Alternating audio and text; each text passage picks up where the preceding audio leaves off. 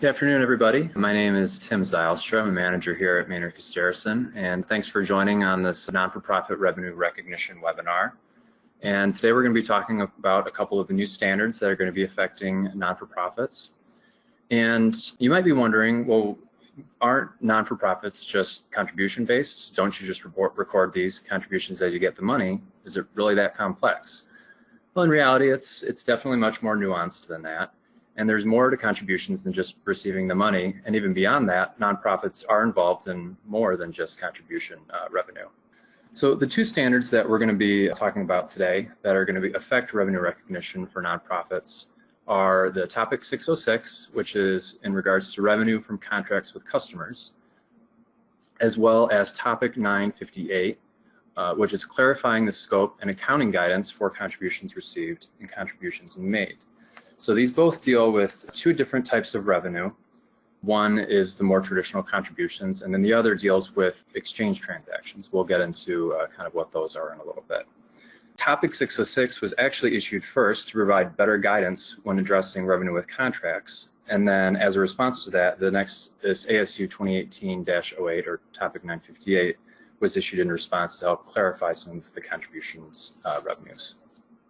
So how do these revenue recognition rules affect nonprofit organizations? Well, first off, it changes how we talk about revenue. It helps provide some better guidance and clarification of how we actually recognize it on the back end. It also changes how organizations review agreements internally. We need to have a little bit more due diligence and care when looking at agreements rather than just, well, a grant comes in, let's record it as a contribution, or here's this money that we have available, book it under revenue. There has to be a little bit more care done when we're actually going through these different agreements. It also changes how organizations document conclusions around this revenue recognition. The way I like to think about this one is that you kind of have to try to be an auditor. In auditing world, if you didn't document it, then it didn't happen. So if we help documenting the different conclusions that we come, it will help us as we assess what revenue should be recognized. So the result of this is that for most nonprofits, we will definitely have to be assessing each of the agreements. We may experience an increase in conditional contributions, and we'll touch on that in a little bit. And we may also have some changes in disclosure requirements. Why do we need this? Why do we need to talk about this nonprofit revenue recognition? So the main intention is to really help clarify how certain funds received and dispersed are accounted for while considering these two main issues. And I like to think of this as kind of our main points that we'll be looking at in most of this webinar. Our first issue is this transaction that we're involved with an exchange transaction, which is reciprocal, or a contribution, non-reciprocal? Our second issue is after we decide that a transaction would be a contribution, is it conditional or is it unconditional? And there's a few things that you'll have to look for when you're looking in the agreements to understand these two issues. So let's look at what it is for reciprocal transactions. Well, what is a reciprocal transaction? This is, I guess, what you'd expect to be more traditional. You purchase a product and then the product is sold to you. It's a transaction where each party involved receives, we say commensurate, but that's roughly equal value. So both of the sides are receiving a benefit, and then both of the sides have to give something up. So a good example in the nonprofit arena would be a trade association that provides classes to members and non-members to help improve their professional ability. In this case, both sides are receiving the benefit. The trade association gets the money for the class dues. The members and non-members receive a benefit of improving their professional capacity. And then they both give something up as well. The association has the time that it takes to prepare for the class and the class that they actually give. And the members and non-members obviously have to pay for it. So then on the other side, we're looking at non-reciprocal transactions. These are what we would consider contributions. And this is where the commensurate or roughly equal value is not received by each party. So there's one of the parties that is giving the funds up, but they don't really receive any benefit in return. The general public or the specified population in the nonprofit's mission is generally the primary beneficiary. So only one party gives up resources, and the only benefit that they receive is really just a positive sentiment, but that doesn't actually count for something that's reciprocal. It usually extends to the benefits of the, as we said before, the general public. So how do we connect the standards that we talked about to each of these transactions? This is all definitely connected. And this slide helps provide a brief overview of the standards that you'd be using in each of these situations, and so help you understand what rules you have to follow when you eventually are recognizing this revenue. So our first question we have to ask is, well, do we have a contribution or exchange transaction? That was what we would use our current guidance for the clarification of nonprofit contributions. And then that splits into either contributions or an exchange transaction, like we just discussed. If it's an exchange transaction, we would be using topic 606, but if it's a contribution, we would continue to use this ASU 2018-08.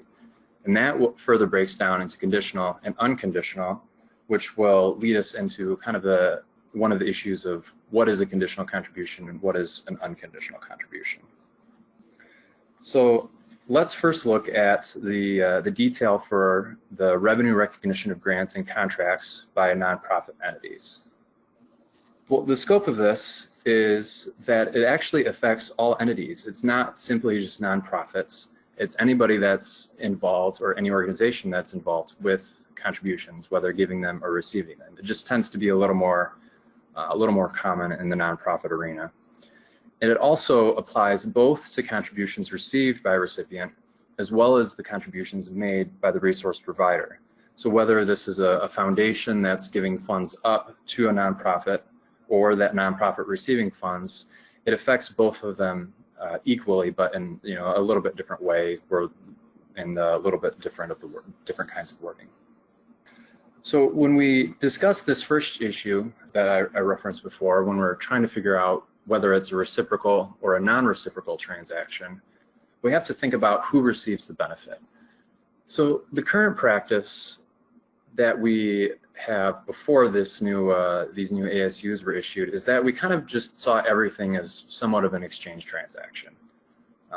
Money was exchanged. We knew how to account for grants. We knew how to account for contributions, but it really didn't split further down into what is specifically an exchange versus what is specifically a non-exchange. And so this shows down at the bottom of our new practice where when we talk about an exchange transaction that specifically references, receiving that direct, commensurate, or roughly equal value to the resource provider, or on the non-exchange side where we have the general public that it's receiving the benefit. Those two middle areas, that leaves us with a little bit of judgment to be made, and it's kind of a gray area that it'll involve looking into more to the agreements to really help understand who, in the end, who is actually receiving the benefit, and is there any real value that's being exchanged between the two parties. So some key clarifications between a reciprocal and non-reciprocal transaction. Let's look at the first point and this third point. They kind of work together a little bit. So our first point says that the resource provider is not necessarily synonymous with the general public, even a government entity. If the resource provider receives value indirectly by providing societal benefit, this would be considered non-reciprocal. As I mentioned before, this, like in the third point, a resource provider's mission or feel-good sentiment, it doesn't constitute that value exchange of value. That is still would be considered a contribution. Our second point is that if the primary beneficiary is a third party, then you have to use judgment. So there are times when the beneficiary isn't necessarily the nonprofit or the resource provider. In this case, you'd have to use some judgment, look at the facts and circumstances, and try to understand really what the meat of the agreement is. And if I actually back up a slide, I referenced this before, and when we're looking at non-exchange or exchange, we have this little green box at the bottom where it says government, third party, continue to monitor. That's where that falls into, and that's where, and I'm going to say this a lot, we have to look at the agreements, really understand what's going on with these transactions. Looking back at some of the key clarifications is down at the bottom, we mention that the type of the resource provider should not override the substance of the transaction. So whether or not it's a nonprofit, a foundation, a business, whatever is involved, that does not change what the revenue should be considered, whether it's a contribution or not. You have to look at what is the real transaction about. So our first issue, we discussed trying to understand the differences between reciprocal and non-reciprocal. So now our second issue, say we find that a transaction that we're looking at is actually non-reciprocal or a contribution. There's further decisions that have to be made of, is this a conditional or is this an unconditional contribution? So we're going to kind of talk about more on the conditional side first. So for a conditional or donor-imposed condition to exist, there's a couple of things that have to be present. The first is a right of return or a lease that has to exist. So money is given to a nonprofit, but if they don't do what they're supposed to, then that money could possibly be returned to the resource provider. The second is that an agreement, the agreement must include some sort of barrier that has to be overcome. And there's a few different types of barriers that would be involved in a conditional contribution. So some of the indicators that we have to determine if there is a barrier, which is one of the requirements for a contribution given with conditions. So as a nonprofit, you would have to consider a few things and ask yourself a couple questions while looking at the agreement to understand, well, are there conditions involved? The first, is there a measurable performance related barrier or similar? An example of this might be meals. When a contribution is given, there's a requirement that a certain number of meals are served in that homeless shelter each quarter of the year.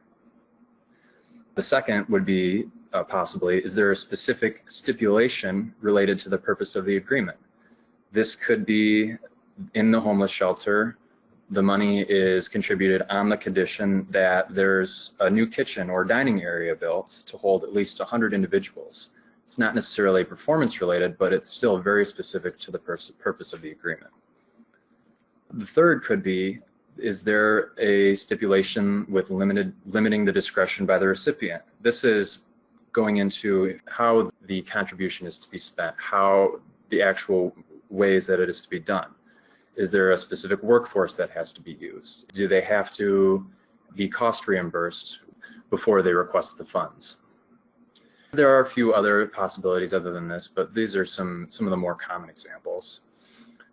One area that would not indicate a barrier, though, is the likelihood of the recipient meeting that stipulation. So for instance, we talked about having to serve 1,000 meals a month at a homeless shelter. Well, if historically this homeless shelter were providing 2,000 meals or 3,000 meals a month, and there's pretty good likelihood that they're going to meet it, even though they're fairly certain that it's going to happen, that still is not an assessment of whether or not that's a barrier. So you can't say, well, this isn't a barrier because we're going to meet it anyway. It still would be considered a barrier that has to be overcome. And the first point, as I mentioned for the requirement for conditional, the donor-imposed restriction to exist, the agreement does still have to state that the recipient is only entitled to the transferred assets or future transfer if it overcomes this barrier. So that can be either a payment in advance, and if they don't complete it, then they have to return all of the unused funds, or it could be also they're entitled to this future transfer, so they would incur these expenditures first and then be able to be reimbursed. So that is something that is required. And it is important to read each of the agreements to help understand if there is this right of return, because agreements don't always include that specific phrase. The understanding still needs to be there, though, and as I've said many times, reading the agreement is incredibly important when figuring out when is there actually a conditional contribution. When we're looking at the required disclosures for conditional contributions, there really aren't any changes. They still have to comply with the current requirements of identifying the total amount promised, and then the total amount promised being further broken out by the types of promises, including sums with similar characteristics, conditioned on establishing no programs, or tied to raising matching gifts by a specific date. This is particularly relevant to foundations who may have many conditional contributions that they're giving out, and still waiting on those conditions to be met. So that is still a very relevant item for foundations that are out there.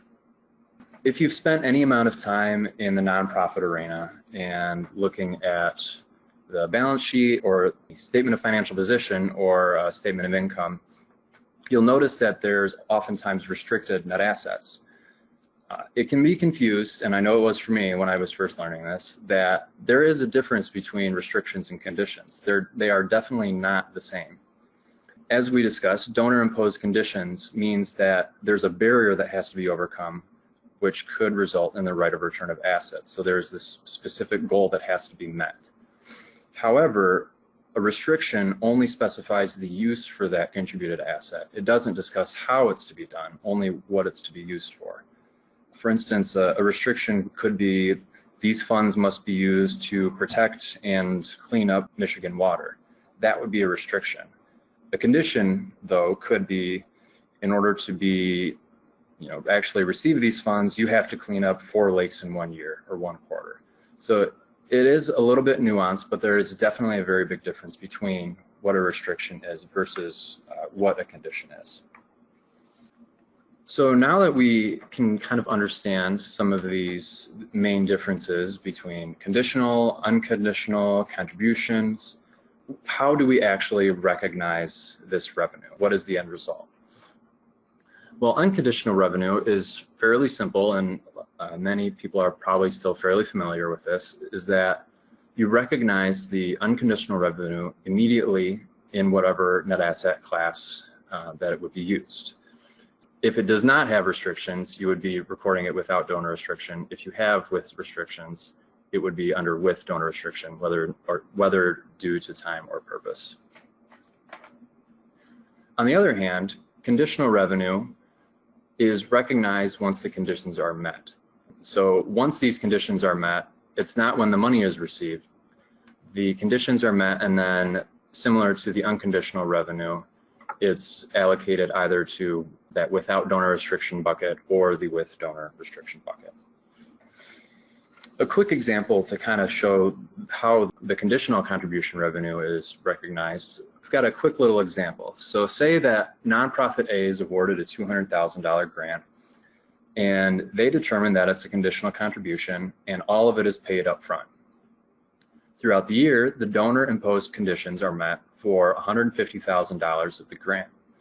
At the end of the year, then, because the conditions are met, $150,000 would be recognized as revenue, but then the remaining $50,000 remain on the books as a liability, which we would call a refundable advance, until all of those conditions are met. So then in the future, when the conditions for that remaining $50,000 are met, we would be reducing the liability and then recognizing the revenue. So this slide provides a really pretty good overview of what we've been talking about the past few minutes of what is the process to be taken of deciding where the revenue ends up. So this top decision splits between contributions and exchange transactions, and then as you move further down the left, provided that it's a contribution, then we decide if further conditions are present, when the conditions are met, then if there are restrictions present, and then moving that into either without donor restriction, with donor restriction, and then eventually recognizing the revenue.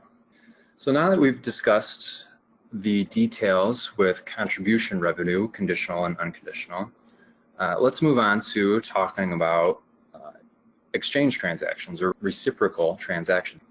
So this would be talking about revenue from contracts with customers, and it's very important to discuss because this can still affect nonprofits if you have revenue from contracts with customers. Well, you might say, oh, we don't have any contracts. That's not always accurate. Sometimes they might not be labeled as contracts. A good example might be a trade association that member dues pay. In regards to topic 606, paying for member dues is a contract. So there's definitely a little bit more involved in this than might be seen right on the outset. So let's move on and see what we can talk about. So the scope of exchange transactions is that it affects all contracts with customers except the ones listed here, so leases, insurance contracts, financial instruments, guarantees, and non-monetary exchanges. And obviously, contracts with customers are excluded. So this would include contributions, which we just recently discussed, as well as collaborative agreements. When we're looking at exchange transactions and when to recognize them, we start with what the core principle is. And this paragraph in great accounting jargon discusses what the core principle is, but I like to think of it more simply, that this core principle is recognizing revenue at the proper time and recognizing revenue at the proper amount. So it's a little oversimplified, but it still gets the idea across that you want to do this as accurately as possible. And the guidance wonderfully provides us with these 5 steps in order to apply the core principle for recognizing revenue with contracts. So the first step, identifying the contract with the customer. So what are the actual agreements? Step 2, identifying the performance obligations. So essentially what's being sold. The third, determining the transaction price, pretty self-explanatory. Number 4, allocating the transaction price. So looking at what these different products being sold over the total price, figuring out what each of them is actually the price for each product. And then eventually recognizing the revenue when or as these performance obligations or products are satisfied. So due diligence still has to be done when looking at all this, but as we'll see in the next few slides, they're generally can be intuitive, but there's still some thought that's involved with each area. So our first step is identifying the contract with the customer. This one, I said many of them are intuitive, but this one definitely is more so than the others. And there are these 5 requirements that are listed on here that all have to be present for there to be a contract with the customer. So, approval and commitment of involved parties. So does everybody agree what's going on? Identification of the rights. What are the rights of the purchaser or the seller? Payment terms. What payment terms are present? Does the contract have commercial substance? And then lastly, expectation that there will collect on whatever entitled consideration there is. So is the payment actually going to be received? These might not always be obvious, but making sure that they're all present is definitely important to identify actually if there is in fact a contract. So step 2, I would say, is probably a little trickier than some of the other ones. And this is identifying the actual performance obligations. So we're looking for the distinct pieces within the contract that make up the parts of that agreement, and then breaking them up into these different buckets and understanding how to recognize each of those buckets. So in order for it to be distinct, it has to be capable of being distinct. So is it specific to one customer in this contract, or is it hard to determine that it's only related to that customer? So the customer can benefit from the good or service either on its own or together with other resources. The second would be, is it distinct within the context of the contract? It's kind of a fancy way of saying, can you actually tell what these different products are? Are they separately identifiable from the other promises in the contract? So if these are both distinct, if a product meets both of these requirements, then it is in fact distinct and would be considered a performance obligation. But if the good or service is not distinct, then it would be combined with other goods and services until they identify what we'd call a bundle of goods that is actually distinct. And it's a little difficult to understand just by looking at the concepts, but we will go over an example later on in the webinar, which hopefully will clarify some of these different steps. So step 3, probably one of the most easily understood, is determining what the transaction price is. So what is actually being paid? It's a simple concept, but can be tricky to do. And there are a few things that you have to keep in mind. And again, I think when we look at our example, hopefully this will be a little bit more understandable. So step 4 would be actually allocating that transaction price to the different performance obligations. So after we figure out what the obligations are, we end up with this bucket of 5 different performance obligations. We have our total price, and then we actually have to allocate that price to each area and that will help us understand how we recognize the revenue as these obligations are met over time or at a specific point in time. Our last step is then to recognize the revenue. So the revenue would be recognized as the performance obligation is completed or at a certain point in time. That really kind of depends on what the obligation is. If it's a year-long project or that might be extended over many months, then revenue could be recognized over a period of time. But if it's waiting for the product to actually be delivered, then that would be more at a specific point in time. And there's a few other examples. If we talk about an obligation that's satisfied at a point in time, we consider the present right of payment, legal title, physical possession, as listed here, risks and rewards of ownership, as well as customer acceptance. So that ends with when we actually are recognizing the revenue. And I know this is a lot to take in and might be a little confusing, but like I said, we'll be looking at an example that will hopefully clarify what is actually involved in each of these steps and how it would actually look in the real world. Unlike the contribution side, we do have some new disclosures that will be present. If we have these 4 boxes here, and for the most part, for a vast majority of entities, only this top one is going to be relevant. And this is involving the disaggregation or splitting up of revenue. You look at it at a qualitative basis, so as well as a quantitative basis. The rest of these areas, these are primarily required for nonprofit entities that maintain conduit bonds. So they're out there, but for the most part would be relatively less common.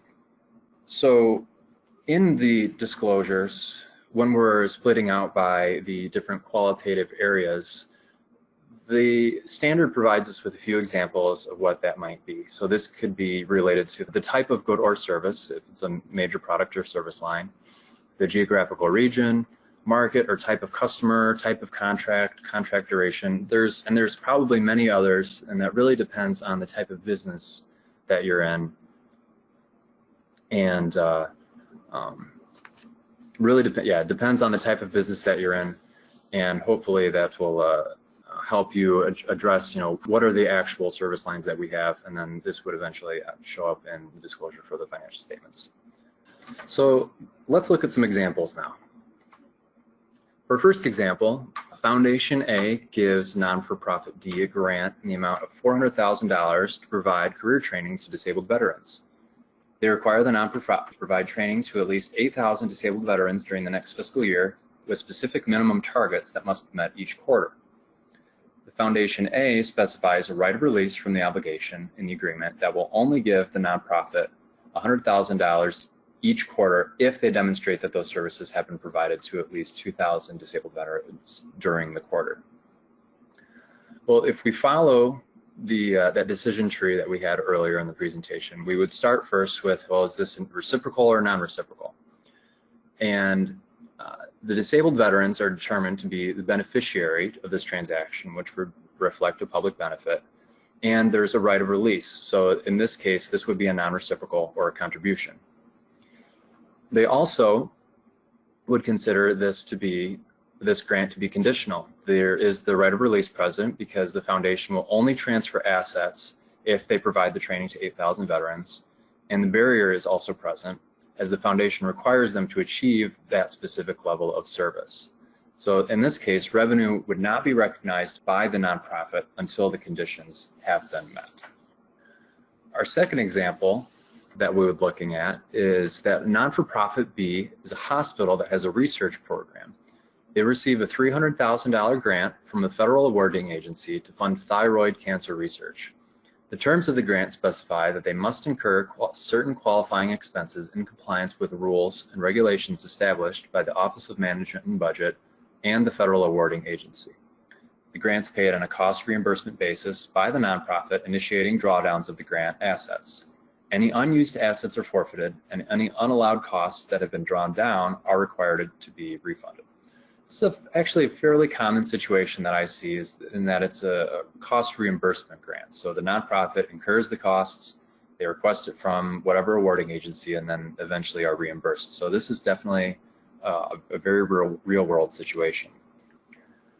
So what we would determine to be a contribution, in this case, we'd consider the public would be the benefit of this government funded research. So it would be considered a contribution, and nonprofit B determines that this grant is conditional. Well, so we think of our two requirements, that there's a right of release of return, which is as present mentioned in the description, and the barrier that has to be overcome. In this case, the grant agreement limits their discretion of how to spend the money by having to incur the qualifying expenses before being reimbursed. So that would be considered a barrier along with the right of release of the unused assets. So in this case, revenue would be recognized only as the approved expenses are recognized as well. Our third example is another grant. Foundation B receives a grant proposal from an animal rescue facility which requests a 2-year grant in the amount of $500,000 upfront to be used to expand its operations. The agreement indicates that the nonprofit must expand its facility by at least 5,000 square feet to accommodate additional animals by the end of the 2 years. It contains a right of return if that minimum expansion target is not achieved. Well, considering this grant is along with the mission of the nonprofit, this would be considered a contribution or a non-reciprocal transaction. And now determining whether it's conditional or not, we're thinking of those two main areas. Is there a measurable barrier present, which in this case, there has to be 5,000 additional square feet footage added to this pet shelter, as well as a right of release of return for unused assets, which is present as well. And so even though they receive all of this money up front, if they don't use all of it, then anything that's not used does have to be given back. And something to keep in mind is that as we go through these examples, is that the right of return is not always labeled very clearly. You definitely have to, as I've said many times, read the agreement and understand best that you can what the actual details are. So because this is a conditional grant, revenue would not be recognized until the conditions, or this 5,000 square feet of additions, has been met. Another fairly common thing that I see in my time out at audits is example 4. Nonprofit Z receives a grant award from Foundation X totaling $1 million to be paid out to the nonprofit in yearly $200,000 installments over the next 5 years. The foundation requests yearly reports from the nonprofit detailing how the money is used, but gives no further restrictions of how it would be spent. Well, this one hopefully is fairly easy to tell that this is a non-exchange transaction, so it would be considered a contribution. And when we're looking for barriers or right of return, we don't see anything there. They don't have any requirements to be met, and there's no right of return for any of the assets. You'll notice that there was a requirement for yearly progress reports, but they don't have any bearing on how the money is supposed to be spent, and it's really just an administrative task. And the guidance states that any of these more mundane tasks don't represent a barrier. It's simply just an immaterial thing to the grant. So in this case, because it's an unconditional contribution, the full $1 million would be recorded as revenue in the year of the award as net assets with donor restriction, which is time restricted. The reason for this is all of it is given or awarded that full $1 million in the first year, but then each installment is received $200,000 each year for 5 years, and those then would be reclassified from the net asset with donor restriction to net assets without donor restriction as that money is actually received. Well, we've talked a lot about receiving contributions, but what about contributions made to other organizations? Well, I referenced this a little bit earlier, but this standard affects the resource providers just as much as the recipients. So just like the contributions received, we first have to determine whether this payment to another organization is part of an exchange transaction or if it's non-exchange or contribution. Then we determine whether that contribution is conditional or unconditional. And then if it is unconditional, instead of recognizing revenue as the recipient, because they're the resource provider, you would recognize those expenses when the grant is made. And then obviously, if it's conditional, you would recognize the expenses as the resource provider only once that condition has been satisfied or performed. So now we're going to talk about an example with an exchange transaction. So we're actually going to go through each of the 5 steps of the implementation process to help understand what we actually need to be looking for. So in this example, we have a membership organization where members pay $500 annual dues, sign a membership application. Benefits include a $100 donation to the scholarship fund, access to the members-only section of the website, advocacy, as well as a quarterly publication or newsletter sold in bookstores or online for $25 each. So remember, we have our 5 steps that we have to work through in order to decide how to actually recognize this revenue. So our first step is identifying the contracts with customers. And this isn't just figuring out what contracts are there, but looking at first, is it a contribution or an exchange transaction? And in this case, there's both. Our contribution is the $100 scholarship donation, and the exchange transaction is the legislative advocacy, website access, and the quarterly journals that they receive. So if we look through the 5 required criteria for the exchange transaction, we see that it checks the box for all 5 of them. So that leaves us with, we have a contract with the customer, and let's move on to the next step to figure out what the performance obligations are, which is a little bit trickier. So as we identify the performance obligations, we look at what the benefits to the members are, and we see within the exchange transaction that there's 3 promises. There's the 4 quarterly journals, there's the legislative advocacy, and there's the website access. So we want to figure out what the specific performance obligations are. Easily enough, the 4 quarterly journals, we can easily see how that the benefit for the good or service can be seen on its own, and how it can be separated from all of the other promised goods or services. We can tell that the member receives a very specific benefit for that journal. However, for the legislative advocacy and the website access, you can't necessarily split out the benefit that they receive from it versus all of the other members. So this would not be necessarily considered a distinct promise in the contract, even though on the right side of the second criteria, the advocacy and the access is a separate promised good. So because we can't consider those distinct from the others, that would result in the advocacy and website access being bundled. So our result of identifying the performance obligations is that we have the membership benefits and each of the 4 quarterly publications. Our next step then is to determine the transaction price. Well, our transaction price, we're looking at the $500 in annual dues less the $100 contribution, resulting in the $400 transaction price. After that, allocating the transaction price across all of the performance obligations. And this simply, we would take the transaction price of $400 and allocate it using the percentages of our costs, again, across all of these performance obligations. In this case, our estimate, for the sake of the example, the membership benefits that we bundled is a $400 value. All the rest are $25. That $400 is 80% of the $500 total, then the publications are each 5%. So when we use those percentages, we come out with our actual obligations as calculated of $320 for the membership benefits and then $20 for each of the rest. After we allocate across all of the obligations, now we are recognizing the revenue. So we talked about how revenue is recognized either at a point in time or over time. In this case, membership benefits, because it's something that is kept throughout the year, in this case a 1-year membership, we would recognize it over time. So 1/12 of that $320 each month.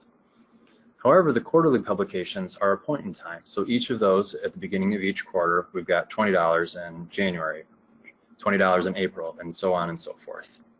So this really comes down to, this is the important slide here of recognizing the revenue and where do we actually end up. So as a quickly recapping of kind of what we've looked at, you really have to work through the accounting procedures for how the revenue is recognized for your current agreements. You have to look at what are the benefits that, in this case, a member is receiving, and comparing it with these new Topic 606, figuring out how is that going to change your revenue to how you've done it in the past. And really trying to understand what is actually going to be changing from how it was done until now. Is there going to be a significant effect?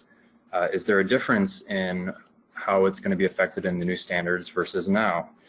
If we're looking at it and materially there's not a huge difference, it might make sense not to necessarily implement all of this fully if there really isn't a big change. One example could be, say the membership benefits are all on a fiscal year basis. That means that all of them are going to be at the end of the year, regardless of using these new standards versus the old ones. At the end of the year, it's all going to be the same. Where it lies is what's the importance of throughout the year, what correct information do you want to have, and how important it is that for that extra work involved. Our final example that we're looking at now is what about contribution versus an exchange transaction in one payment. Nonprofit K offers various sponsorship levels for their annual conference, and this company chose to be a gold sponsor for $10,000. The sponsor level includes dinner reception sponsorship, logo on the conference website, booth space and free internet access offered to non-sponsors at $2,000 per booth, 5 conference passes, and visual and verbal stage recognition during the sessions.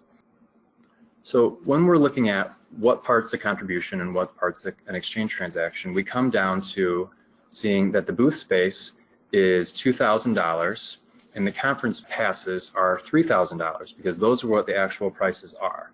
So that gives us a total exchange transaction total of $5,000, and then the remaining amount of that $10,000 sponsorship would be considered contributions.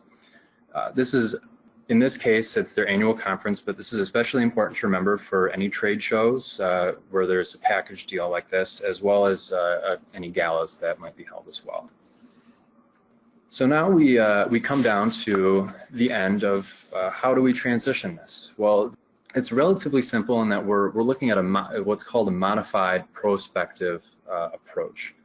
So when we look at the agreements, we're applying to the agreements only the ones that exist at the effective date, and it only applies to the portion that has not been previously recognized. So if we look at, say, as a calendar example, we're looking at 12/31. Any agreements that started before 12/31 during that time won't change, but even though the agreement started before then, anything that goes beyond that, we would be using the new standards. And then any of the new agreements entered into after the effective date would use this new guidance as well. There's no need to restate prior amounts that have already been recognized, so that helps us keep it simple as well. So looking at some of the key takeaways that we've had in this webinar, some important things to remember. First off is that something called a grant can mean something completely different depending on the context. Substance really matters much more than anything else. We have to look at, really dig into something and understand the meat of the agreement before we can consider something to be a contribution. Because on the financial statements, you can call it a contribution, you can call it a grant, and no matter how it's labeled, it still doesn't necessarily make it what we would consider a contribution within these new standards. So this makes reading and analyzing agreements particularly important for both the exchange side as well as the non-exchange transaction side. And of course, past treatment of similar grants does not necessarily determine how it will be treated now. So you can't really look historically, well, how have we done it in the past? Let's do it, the same as we've been doing it all the time. You really have to read the agreements, assess what's going on, and try to make a plan for what to do in the future. Some further resources that you can look into for both topics. On the slide here, I've included the links to the actual FASB guidance for clarifying the scope of contributions as well as contracts with customers. So this is some very enjoyable reading. I'm sure everyone will enjoy going through all of it. One thing I definitely want to mention before we leave today is our upcoming solutions conference that Maynard puts on in November. We offer a lot of great sessions, a lot of great topics with all of our industry experts that we have here at the office, and it's really a time to meet some other like-minded people and get some good information, and also, if you're an accountant, get some CPE as well. Just thanks again for the time today. Really appreciate everybody joining. Here's my contact info, my email, and my this is my direct line to my office phone. So if anybody has any other questions, anything at all, I definitely would be happy to help out, and happy to do anything I can to make your day a little bit easier when it comes to revenue recognition. Thanks again.